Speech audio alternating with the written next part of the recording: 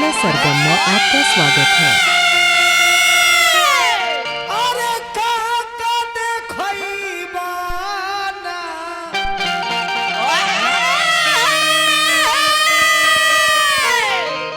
काका देखइबा ना ए बनवारी अरे काका देखइबा ना कल जुग में काका देखइबा बनवारी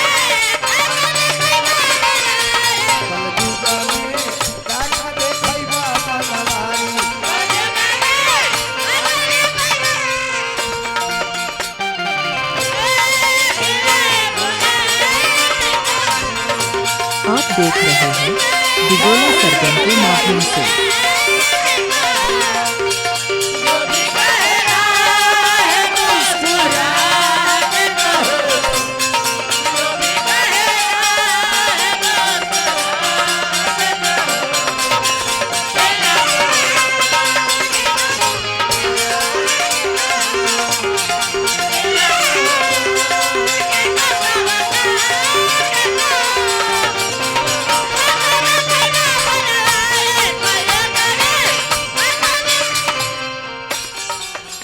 हे बनवारी भाई भाई के अरे चिन्हत नहीं खा लेके घूमे कटारी कटारी लेके घूमे कटारी भाई भाई के चिन्हत नहीं खा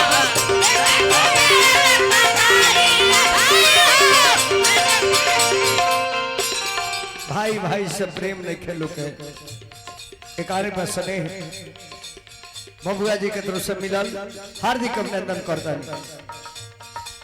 भाई भाई के चिन्हत नहीं खल लेके घूमे कटारी कटारी लेके घूमे कटारी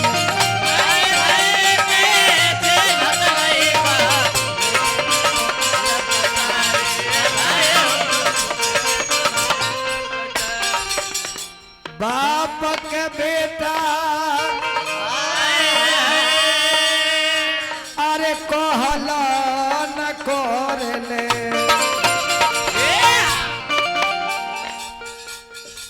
बाप के बेटा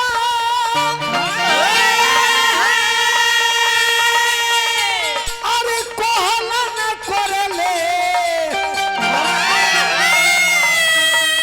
माये का देत बाड़े मारी माये का देत बाड़े मारी कलयुग में अरे काका देखइबा बनवारी कलयुग में काका देखइबा बनवारी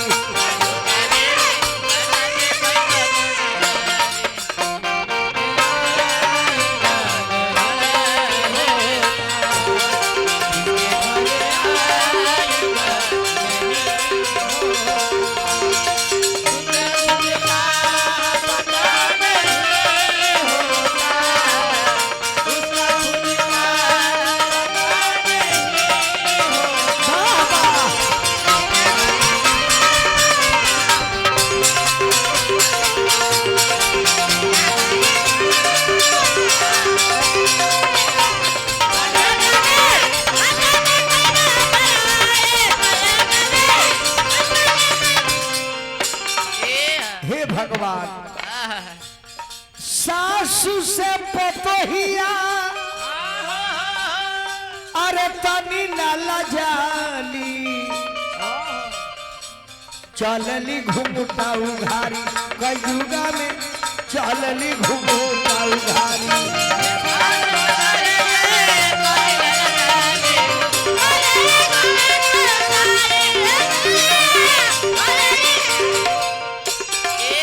ससुर भसुर के फिर बबुआ जी के तरफ से एकारे पसंद अभिनंदन बा ससुरा भसुर के अरे लाजा न राखो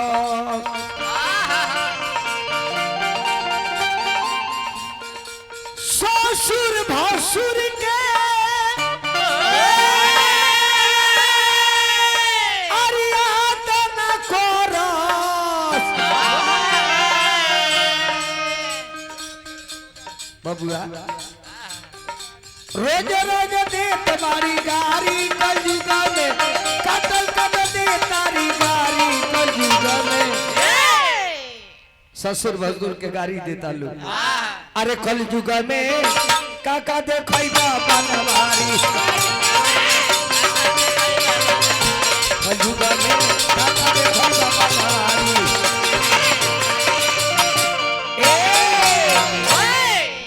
अब एने आई 14 वर्ष के रानी के कई वनवास मंगले बाड़ी आराम 14 वर्ष खातिर वन में चल गए और भरत शत्रुघ्न मामा की हमारे और जब वन में राम लक्ष्मण सीता चल गई और सुमन जी रथ लेके जब अयोध्या में ले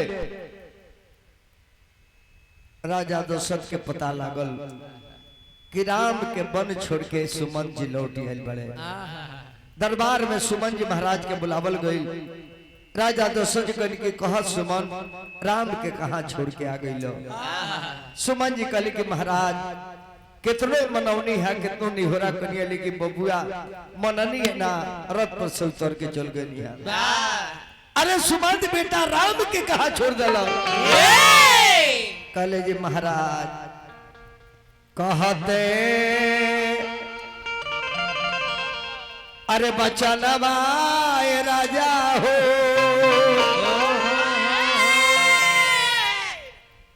ए महाराज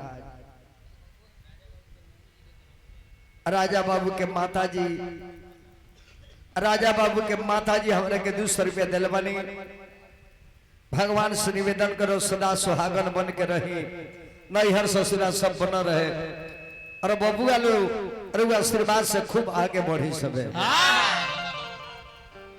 कहते बचनवाए राजा जी अनिकाले ला पारा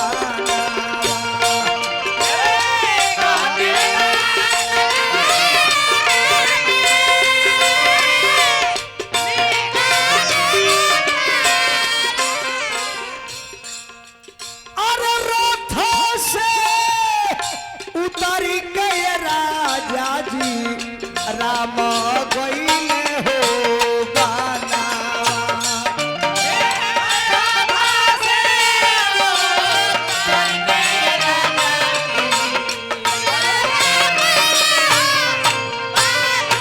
महाराज रथ से उतर गए राजा जी राम गईले हो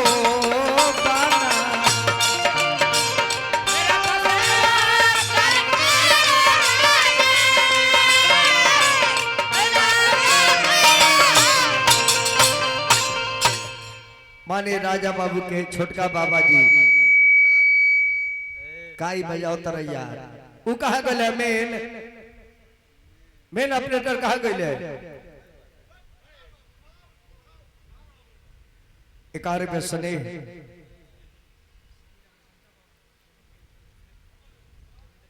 श्री देवेंद्र कुमार सिंह जी हमार माने श्री रामाशंकर बाबू के दूसरा नंबर पुत्र के तरफ से 100 रुपया से नहीं मिलल रामाशंकर बाबू के बार बार प्रणाम करो और वहां के बेटा पतो के हम प्रणाम करता देखो ऑपरेटर बाबू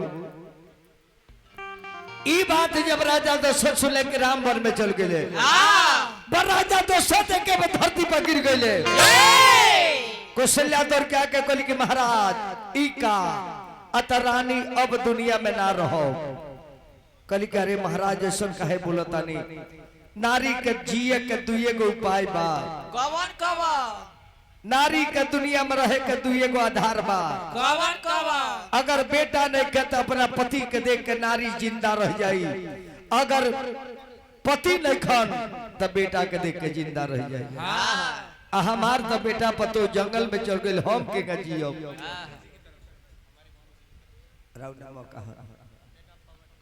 पवन बाबू के मम्मी जी 191 दिलवानी सदा सुहागन बन रही।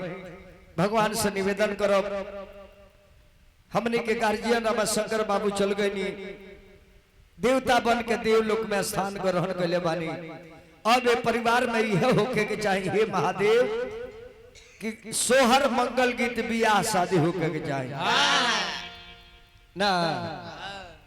सब फुलवारी लगा के बगीचा लगा के सब बना के और सब कुछ दे के चल गई। अभी है गुरुआ दी ये परिवार में सालों भर मंगल होके सोहर होके। कुशला कली के महाराज कली की रानी कुछ भी कहले कि जिंदा ना रहो राम के बगैर हमारे प्राण बची ना। हमरा बुझाता कि श्रवण कुमार के माई बाप के श्राप हमरा पर पूरा हो जाए। कली रानी को सिला जे कौन श्रवण कुमार उके रहे अतरानी तरह पता नहीं खे जाना बेरा हम जवान रहनी जवान शब्द वेदी बांध चलावे के हम विद्या जानत रहनी। शब्द मार दी शब्द के कान में सुन के बांध छोड़ दी तब बांध जाके शब्द के लग जाओ। एक बार हम शिकार खेले जोनी जंगल में ए रानी वही में श्रवण कुमार के हम हत्या कर देनी। उनकर माई बाप शराब दिले जाना के चलते आज बुझाता के मर जाए कहे कि बेटे के आग में श्रवण के माई बाप मुले अब बेटे के आग में हम मर जाए। कली रानी को सिला जे कौन श्रवण हमन कली की रानी सुन तरह से बताओ तानी आज हमारे बुझाता कि प्राण वही वजह से निकल जाए।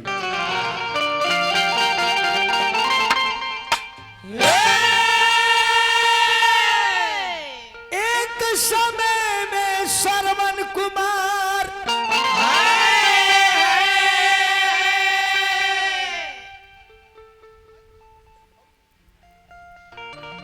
बरे करे एक समय में श्रवण कुमार माता पिता के बही पर ले आइले वही समय में राजा दशरथ जी अरे शिकार खेलन के गईले। रानी सुन हम कहानी कहतानी हमरा मरे के कारण काय आज बा काहे के राम वन में चल गए बड़े हम बाचब ना एक कहीं को कारण बा कि काहे ना बाचो।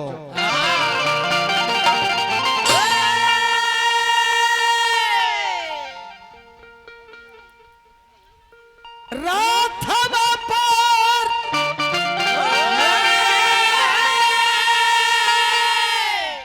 जवान रहनी रानी जाना मेरा बात तरह से कहता नहीं जाना मेरा तरह से शादी ना बोल रहे ताना मेरा कहीं हमरा पर श्राप बा।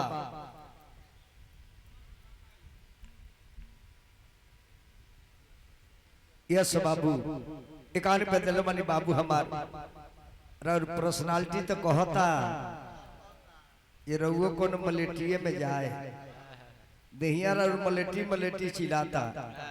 भगवान से निवेदन करे के मनोकामना पूरा होके बाबू हमार देश के सेवा करी काहे कि परिवार में बहुत पहले से ही आ रहल बा देश के प्रति ये घर के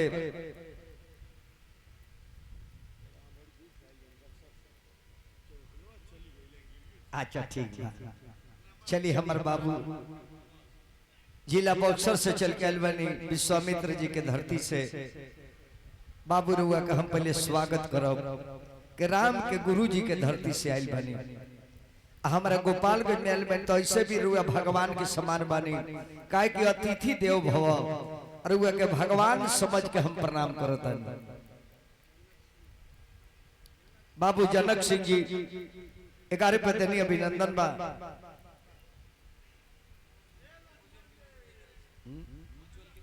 उज्जवल बाबू के माता जी के तो से 100 रुपया आई प्रणाम करता नहीं और बक्सर से बाबू आयल बानी फरमाइश कले बानी एगो गाना हमार वायरल भई रहे चौहानवा चली गई गिरियो चल जाई है अरे वह के 10 मिनट के बाद उड़ान करे न तो वही में उगा दे तनी 10 मिनट खाली बैठी। राजा दशरथ कली के रानी हमरा मरे के कारण कही बा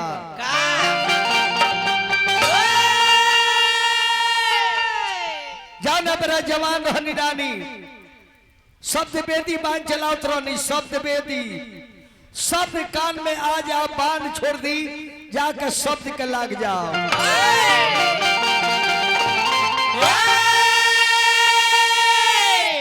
राधवा पर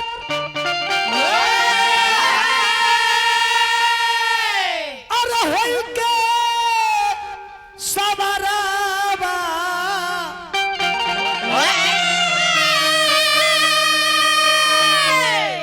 त खेलने शिकारवा गइले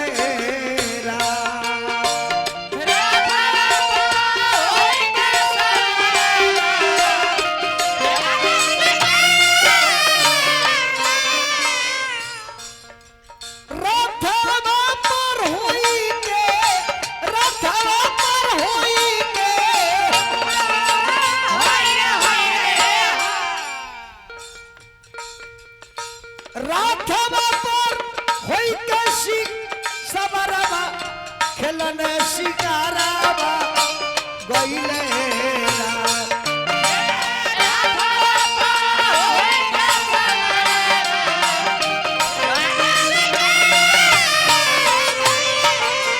एक कौशल्या अपन जीवनी बताओ तनी चली गईनी जंगल के मझारावा चली गईनी जंगल के मझारावा खेलने शिकारावा गइले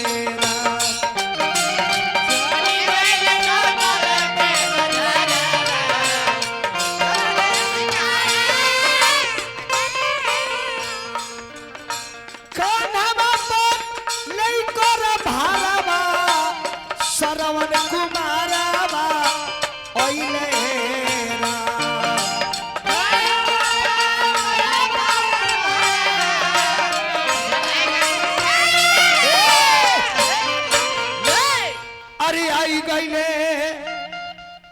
अरे सरवन कुमारवा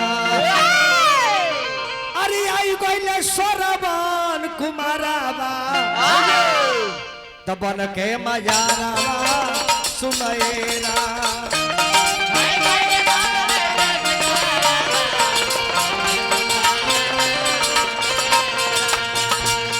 आई गइले सरवन कुमारवा तबन के मजारावा सुनैरा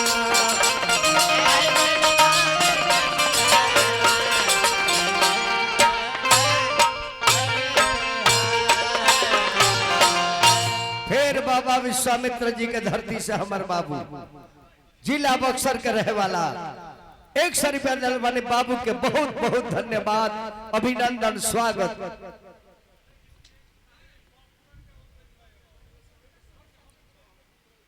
परमानंद श्री रामशंकर बाबू के छोट बेटा वहां के तरफ से बाबू वीरेंद्र सिंह जी हमारा 100 रुपया दल वाले प्रणाम करता नहीं जय हे बाबू जय। हाँ एकदम गाते हो हमारे बाबू ठीक बा बाबू ठीक बा।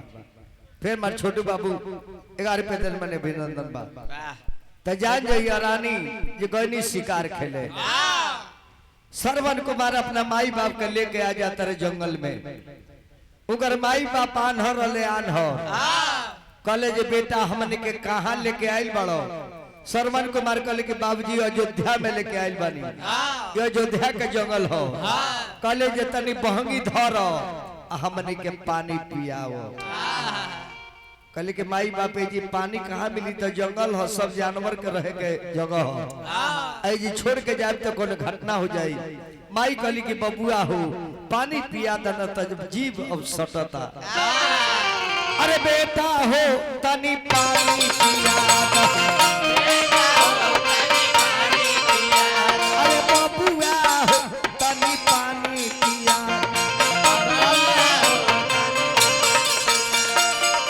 बड़ा जोरा से लगली पियासिया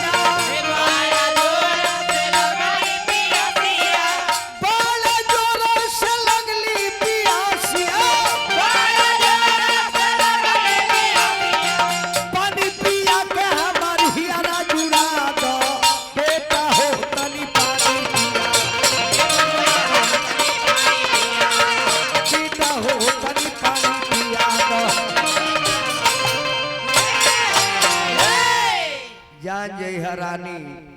उहे श्रवण कुमार पानी खाती चल देता रे जंगल में। हम वही जंगल में शिकार खेले खाती खड़ा रहनी। एगो पहाड़ से पानी के झील रहे, झील पहाड़ से पानी गिरत रहे, वही किनारवा परत लेके खड़ा रहे। कोनो जानवर आई अब पानी में पी आवाज सुने बाण मार दे जाके जानवर के लग जाए। ताले श्रवण कुमार कमंडल लेके वही जल में गए रानी। आज वही जल में डुबावत रहे और जल के जब आवाज घाड़ा में जब पानी जाए लगल, आवाज जब घाड़ा से निकले लगल तो हम जाने जे कोनो शिकार पानी पिए खाती आ गइल बा। हम अपन तो नाद देनी।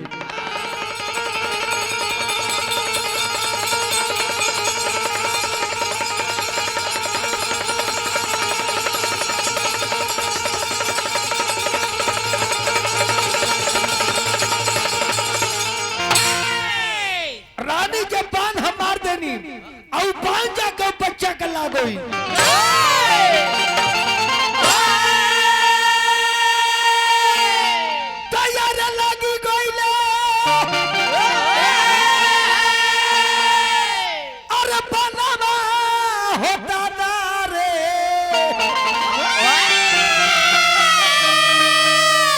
अरे श्रवण तेरे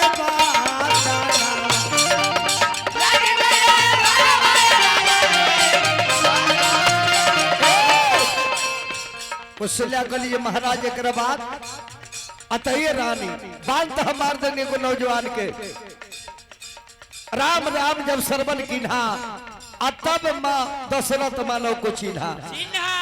राम राम शब्द सुननी रानी तो दौड़ल गली दादा ई राम राम शब्द कहाँ से आवता।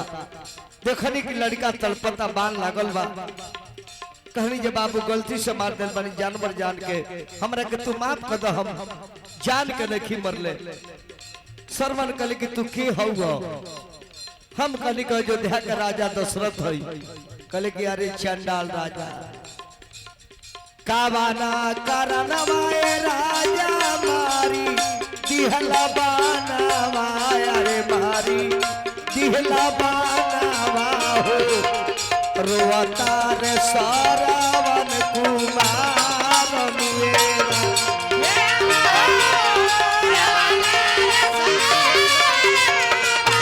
राजा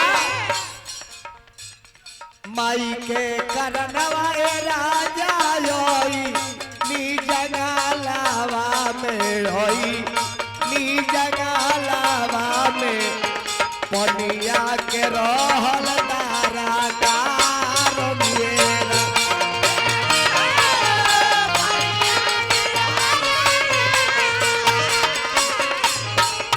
पानी के करनवाए राजा माई बाप तरसत बारे, माई बाप तरसत बारे दह गेला श्रवण कुमार।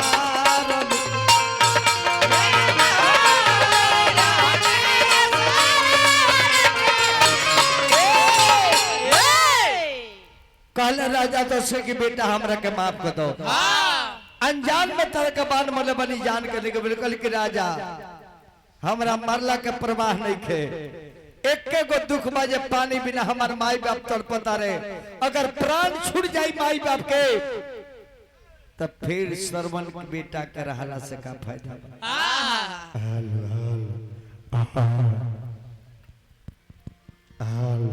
और बेसे कर कम करी बाबू हेल हेल। श्रवण कुमार कहल कि हे महाराज अगर हम मर जाता नहीं एक ही को हमार निवेदन बाकी पानी ले जाके हमरा माई बाप के पिया दे ताकि कया जुड़ा जाई। अगर पानी बिना माई बाप मर जाए तो श्रवण कुमार के दिल में चोट रहले। राजा जी मेरे मरने के बाद इतना कष्ट उठा लेना,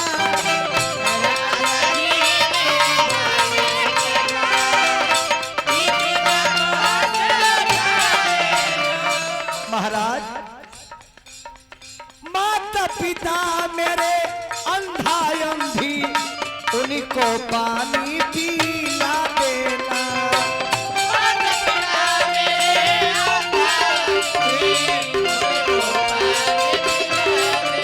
हे राजन, पानी पिए से पहले मत पते कि तेरा बेटा का हत्या कर ले बानी, ना तो बेटा का हत्या सुन के माई बाप प्राण त्याग दी है।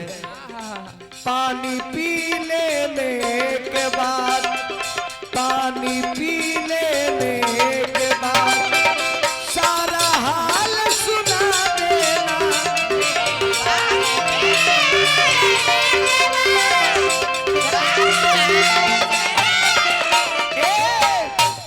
श्रवण कुमार कल के राजा बाचबला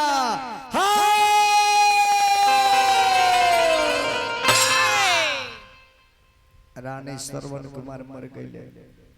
पानी लेके उनका माई बाप के लगे गई। आनहर माई बाप रहले, जब पैर के आवाज सुनल लुनु कहलो जी के हुआ, के हुआ, के हजे देखे बोलो ए रानी हमरा हत्या लागे रहे, कुछ मुंह से बोली ना निकले। उनकर माई बाप को तर के हो जे देखे बोलो, ना बोलबा तो श्राप दे। ई रानी हम डराते डराते कहने की ए साधु बाबा ताहरो लाला नवाए मुनि जी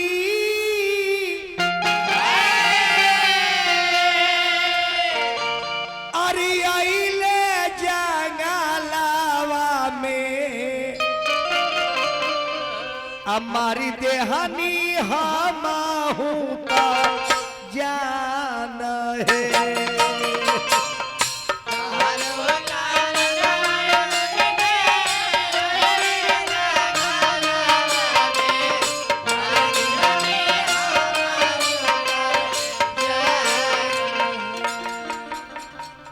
जान के शिकारवाए बाबा छोड़ी दे हनी मानवा हो।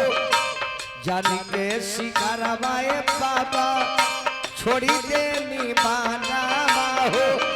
मर गईले एगो नौजवान है।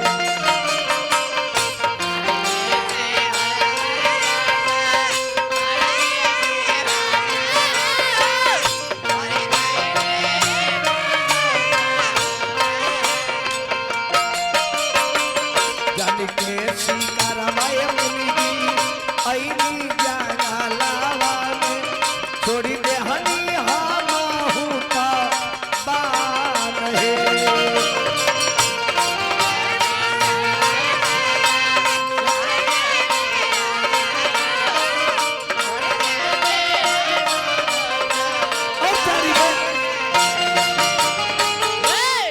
अब जा जे रानी कौशल्या उकर आनहर माई बाप कहले कि जा ये चंडाल राजा हमरा बेटा का हत्या करके तू लगे आइल बड़ो।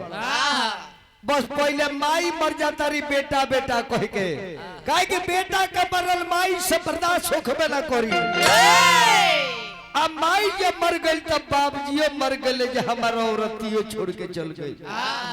लेकिन हमरा के श्राप दिहलो ये रानी कि जा ये दशरथ हमरा बेटा के तू मार देलो। एक दिन बेटा के आग में तू तड़प तड़प के मर जाइबो।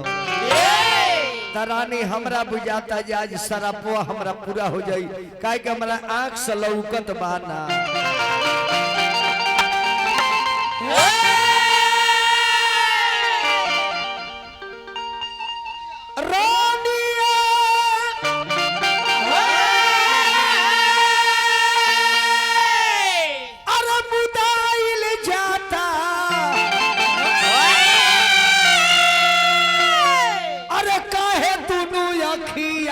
कल जाते नहीं के अरे नजरी पर अरे नचता सूरतिया ता कल जाता।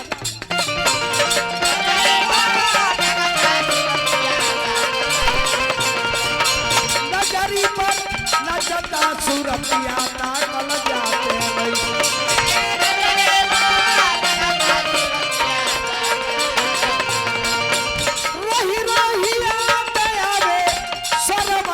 बतिया ताकल जाते नहीं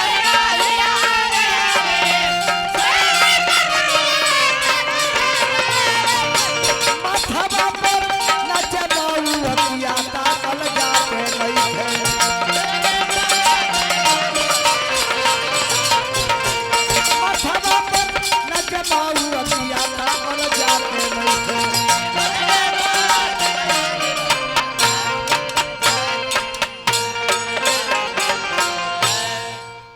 और है राम राम कह के राजा प्राण त्याग दिले राम राम कही राम राम कही राम 6 बेर दशरथ जी राम राम कह के मुँहले यही से लोग कहले कि राम राम सबको ही कहे दशरथ कहे ना कोई आ दशरथ कहे तो जन्म सवारत होय राजा दशरथ 6 बार राम राम कहे कहले काहे कहले कि देखो रानी ई 6 गो ई अधिकार केहू अपना हाथ में ना रखी कवन कवन ये 6 गो पर केहू का अधिकार ना रही कवन कवन जन्म मरण जस अपजस हानि अलाभ ई 6 गो काम केहू अपना हाथ में ना रखी ई सब विधाता के हाथ में रही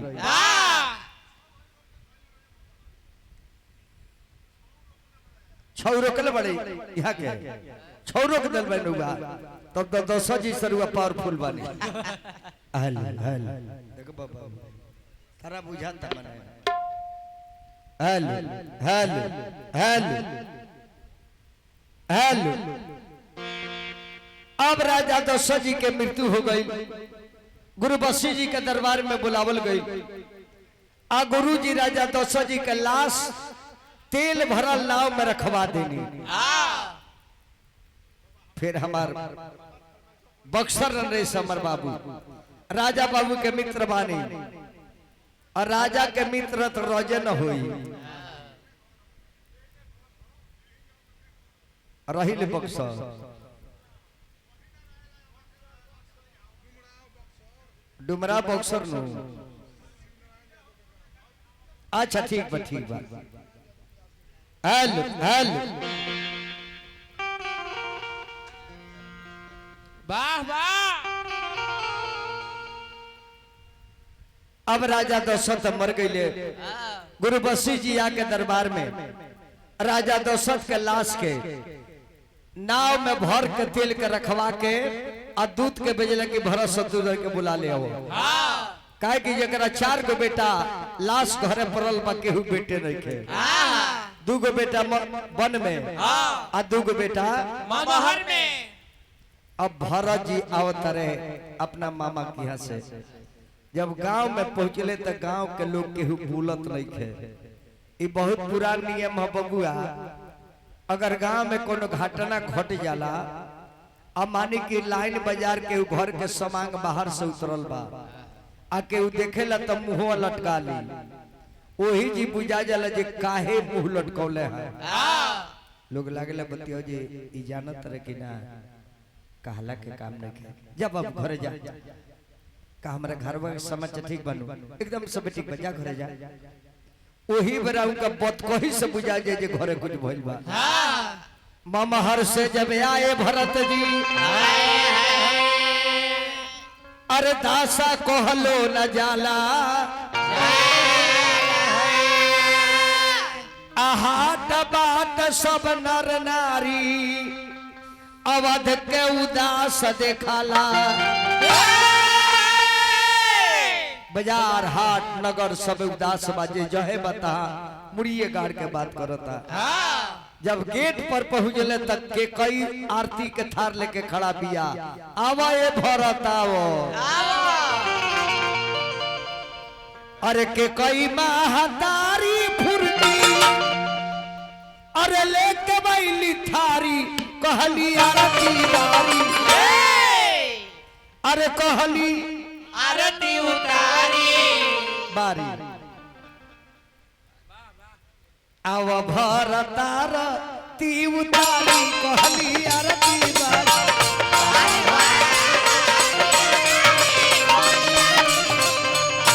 आव भरतार ती उतारी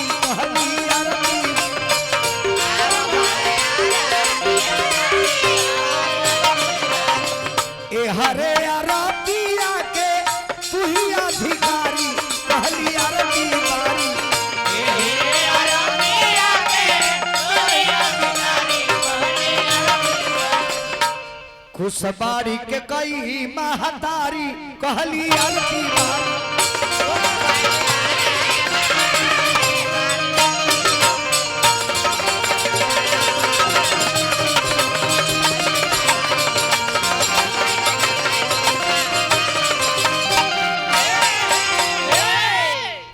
भरत कले माई इतना तते कबो खुश नहीं की रहल का बात बा कलिए बेटा नहीं खजाना तहार बाप अपना बेटा राम के राजा बनावत रहे हम में विरोध करनी है कोहना गनी है वरदान मंगनी है कि राम के वन में भेजो हमरा बेटा के राजगद्दी सौंपो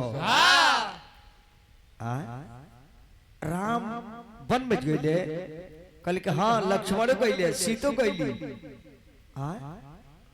भाई वन में गईले अरे भरत इतने ना हई राजगद्दी संभारो तहार बेटा तहार बाप दुनिया छोड़ के चल गए बड़ी बेस माइक में भाई बड़ा बेस दिल बड़े माइक में हेल हेल ई बात जब भरत सुने ये बाबू कहले जे जोरे माई चंडाली जाना मेरा बाबूजी से वरदान मंगले हा तोरा मुंह में पिलुआ ना पड़ गइल हो तोर जीभ सर के ना गिर गइल हो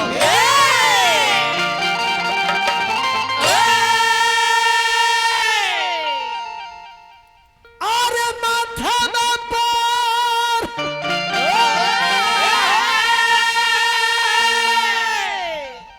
अरे हाथा में धई के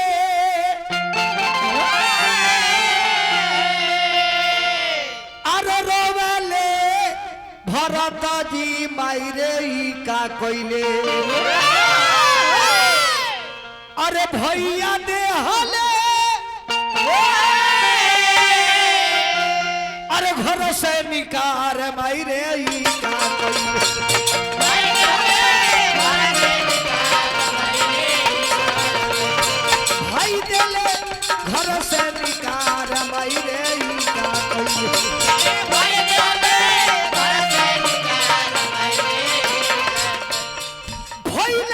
हमें परला ही गिरावा मायरे ई का कोइले भैया नबिया परला ही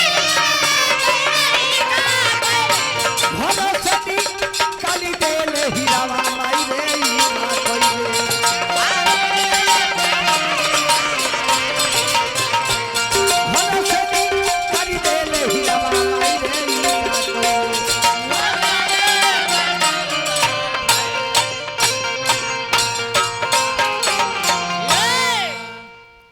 भरत कले के जो माई आज के बाद तोरा के माई ना कहो उहे कसम खले जे के कई के माई कहल बन क देले भाई होके त भरत ऐसन भाई होके त भरत ऐसन मित्र होके त कृष्ण सुदामा ऐसन और पुत्र होके त श्रवण कुमार ऐसन बताई राम एगो कैसन भाई रले कि भरत के राजगद्दी देवे खातिर अयोध्या के लाते मार देले कि भैया भरत रही है आ भरत जी अइले तो गद्दी के लाते मार देले इने से गेंदा ई मारत रे गेंदा ऊ मारत रे आए बेरा के एगो भाई बने जा अगर जान लेस के हमर भाई बहरा रहता तो सारा मोमिला अपना नावे लिखा ली है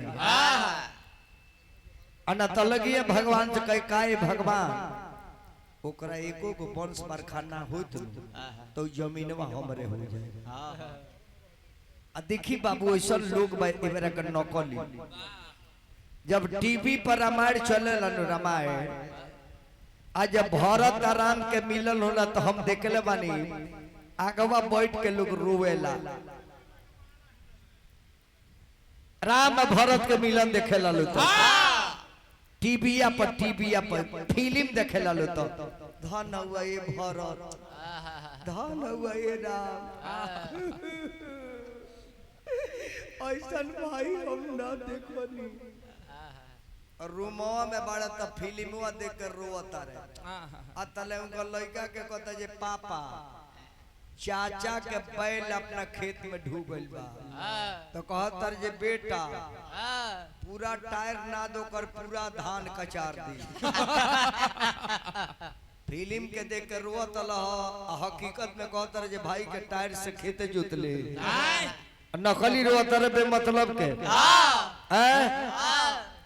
बाप पुरखे खैले ना पान आ झूठे के कैले पंच के परेशान ई करे ना हो राजा राम। हाँ, अब उड़ान हो बाबू के को फरमाइश बा वाह, तन बढ़ाई दो तो सुगा।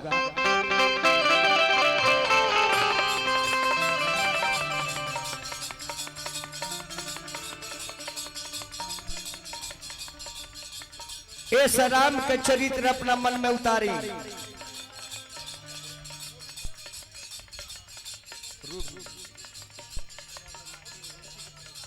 रुचि बबनी परम आदरणीय श्री रामशंकर बाबू के नाती 100 रुपया बबनी के शुभकामना।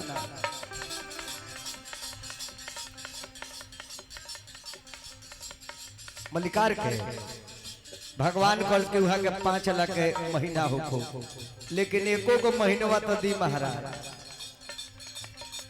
दुनिया में बाबू का बा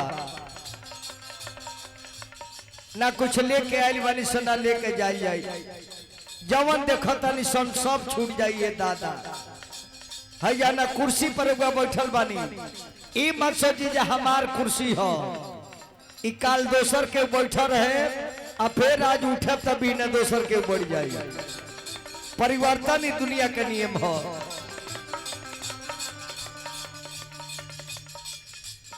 हाँ अरे सीताराम कहु रे सुगनवा उपरिया बीती रे जोई है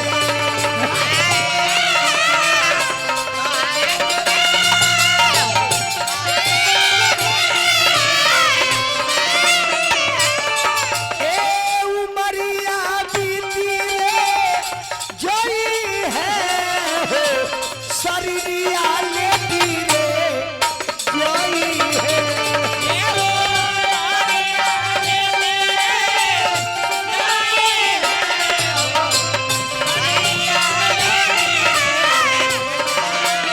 अरे राधे श्याम कहे मैनवा मोटरिया छुटी रे जोई है।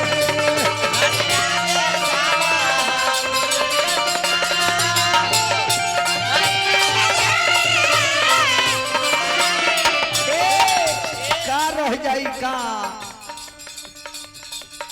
बक्सर के रहे वाला गायत्री ठाकुर चल गए, बीरी ठाकुर चल गए, आरा का रहे वाला प्रेम शंकर मिश्री चल गए, राधा किशोर यादव चल गए, धुरान का गए, गुलाब शर्मा गए, तूफान जी गए, महात्मा बाबा गए, बच्चा सिंह गए, सब चल जाई। ए बबुआ चौहानवा चोली रे गोई लसरे दादा गिरिए चली रे जाई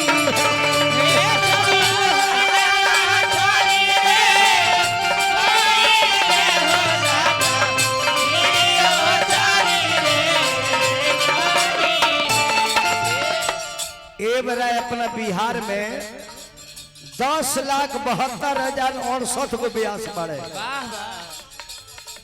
लेकिन जान लीजिए दुनिया में हम ना रहो तो लोग बतियाई जे दुगोला के माने विजेंद्र गिरी तपेश्वर चौहान, दुगोला के माने विजेंद्र गिरी तपेश्वर चौहान।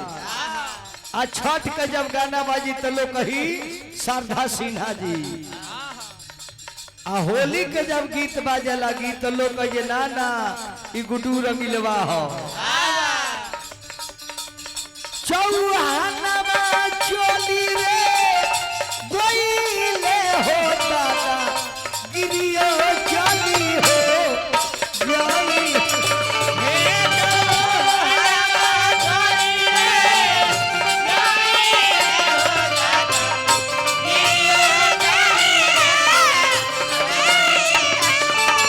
अरे नीमन बोली बोलाए मैनवा नगर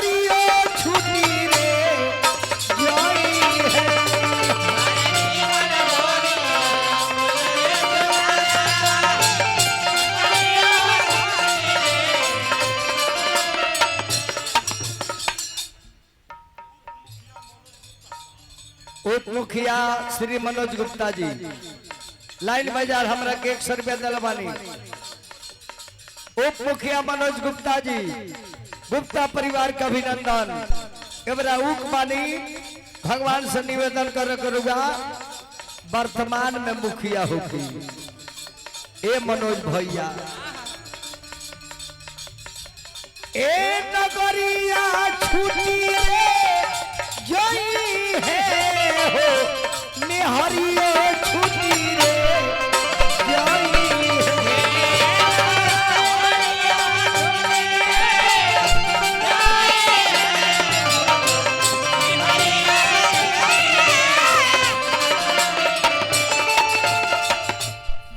अरे नीमन कुछू कलिए मनोज भाई निहरियो छुट्टी रे जई है।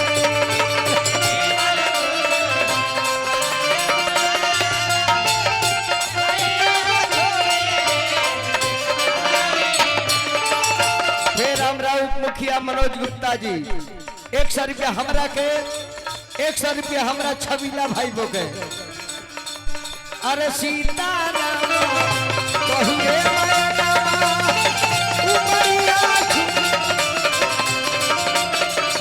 यह बात है।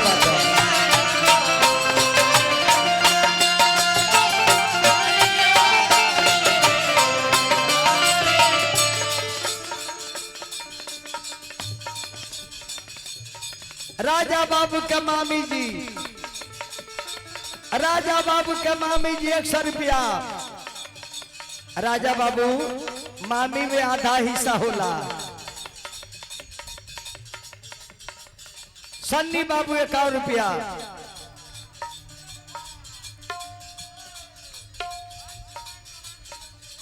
अंश बाबू के माता की ओर से 21 रुपया गई। अपन नाम बोल दे बाबू हमारे खूब बन रहे का नाम बा बंधन कुमार। बाबू बंधन कुमार जी बेंजू हो का कहा गए रही है।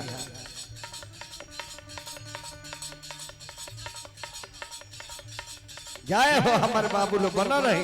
हर हर गंगे सब कलकार लो राजा हो खो।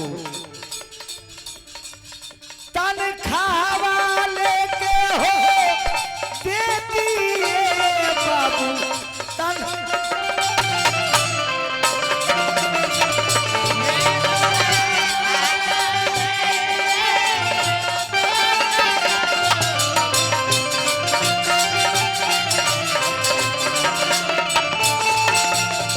मान्य श्री व्यास बाबू के माता जी मम्मी के तरफ से 100 रुपया।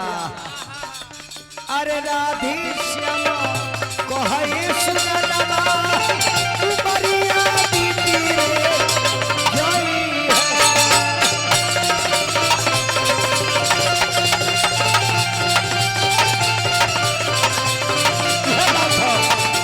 राधे श्यामा कहे उमरिया दीदी रे जई है।